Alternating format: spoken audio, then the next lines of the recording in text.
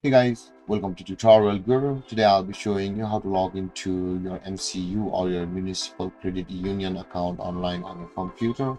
And now let's dive right in. Now to log into your Municipal Credit Union account or your MCU account on your computer, first open up your preferred browser as I've already opened the Google Chrome, and in the search bar click over there and type in the address nymcu.org, and after that hit on enter, and after that it will be directed to the home page of NYMCU or the Municipal Credit Union home page over here. Now in order to log into your MCU account, at the top right corner of the screen there is the login option available for us. Click on that, and over here guys, you can see the panel to enter your user ID, and after that enter your password with which you had signed up for MCU account.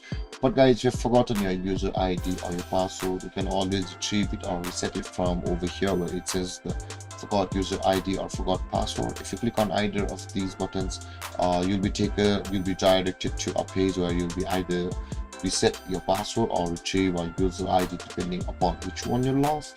And with that being said guys, after entering your user ID and your password, simply click on the login button available over here, and then you'll be logged into your MCU account online on the computer. And guys, this is how you log into your MCU account online on your computer.